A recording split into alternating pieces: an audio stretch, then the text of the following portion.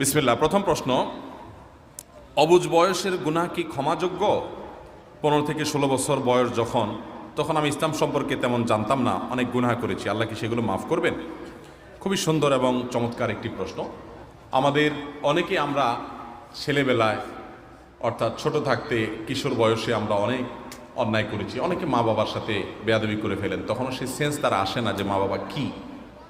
অনেকে দেখা যায় ওই বয়সে বাপের পকেট থেকে টাকা মারে, মায়ের টাকা চুরি করে নিয়ে খেয়ে ফেলে। অনেকে দেখা যায় যে ওই বয়সে বিনা উজুতে নামাজ পড়ে ফেলে। আছে না নাই? বাংলাদেশের প্রথম সারির একজন ব্যবসায়ীর সন্তান আমাকে গত 2 দিন আগে এক সাক্ষাতে, এক মিটিংয়ে উনি বলছিলেন যে ভাই, আমার আব্বাজান নামাজের ব্যাপারে এই পরিমাণ কড়াকড়ি করতেন যে আমাদের ভাইদেরকে এত জবরদস্তি করতেন নামাজ জন্য, এত প্রেসার দিতেন যে কোনো ভাই বিনা উজুতে নামাজ পড়তো শুধু বাপের মায়ের ভয়ে। অবশ্য সে ভাইরা এখন দিল থেকে নামাজ পড়েন।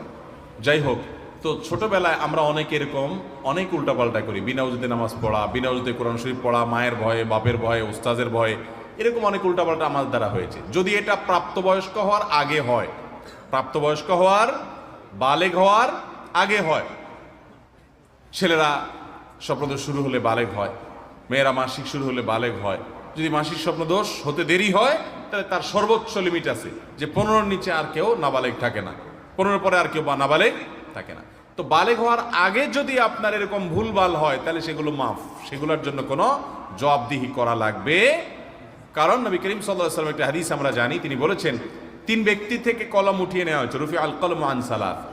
3 ব্যক্তির কলম তুলে নেওয়া হয়েছে, অর্থাৎ তাদের কোনো অন্যায় গুনাহ লেখা হয় না। তারা কারা? তাদের মধ্যে এক ব্যক্তি হলেন বাচ্চা, আসবি, হাত্তা ইয়াহতালিমা, যতক্ষণ পর্যন্ত সে বালেগ না হয়। বালেগ হওয়ার আগ পর্যন্ত সে উল্টাপাল্টা করলে সেগুলো লেখা হয় না, বাচ্চার কোনো হিসাবের খাতা আল্লাহ তাআলা খোলেন না। আর দ্বিতীয় হলেন মস্তিষ্ক বিকৃত অসুস্থ মানুষ, মাজনুন ব্যক্তি, যতক্ষণ পর্যন্ত তার মস্তিষ্ক স্বাভাবিক না হয়, তিনি যদি এই অবস্থায়, অসুস্থ মস্তিষ্ক অবস্থায় কোনো অন্যায় করেন, সেটা আল্লাহ তাআলা লিপিবদ্ধ করতে বলেন না, ফেরেশতা তারা লেখেন না। আরেক ব্যক্তি হলেন ঘুমন্ত ব্যক্তি, হাত্তা ইয়াস্তাইকিদা, আন-নাইম হাত্তা ইয়াস্তাইকিদা, ঘুমন্ত ব্যক্তি ঘুম থেকে উঠার আগ পর্যন্ত স্বপ্নের মধ্যে যা করছে না করছে এগুলোর জন্য কোনো জবাবদিহি নাই। স্বপ্নে একজনকে খুন করে ফেলছে, কোনো গুনাহ হবে? স্বপ্নে একজনের টাকা চুরি করে ফেলছে, কোনো গুনাহ হবে? কোনো গুনাহ হবে না। তাহলে ভাইরা, বালেগ হওয়ার আগ পর্যন্ত যদি এরকম উল্টাপাল্টা অন্যায় কিছু করে থাকেন ওটা এমনিই মাফ, কিন্তু 15-16 তারপরে করেছেন মানে বালেগ হয়ে গেছেন, এরপরের গুলো কি করতে হবে? হিসাব দিতে হবে। অতএব একজন প্রাপ্তবয়স্ক অ্যাডাল্ট মানুষের ভুল যেভাবে প্রায়শ্চিত্ত করেন আপনাকেও সেভাবে প্রায়শ্চিত্ত করতে হবে। বান্দার হক নষ্ট করলে বান্দার কাছে মাপ চেয়ে নিতে হবে, আল্লাহর হক নষ্ট করলে সেটা আদায় করে দিতে হবে, তওবা ইস্তেগফার করতে হবে, এর মাধ্যমে আমরা মাপ পাবো। আল্লাহ আমাদেরকে তৌফিক দান করুন।